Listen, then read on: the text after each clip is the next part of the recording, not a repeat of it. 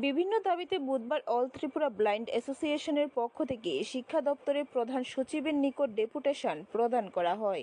All Tripura blind অ্যাসোসিয়েশনের পক্ষ থেকে এক প্রতিনিধি দল এই দিন মহাকরণে গিয়ে শিক্ষা দপ্তরের প্রধান সচিবের নিকট ডেপুটেশন প্রদান করে।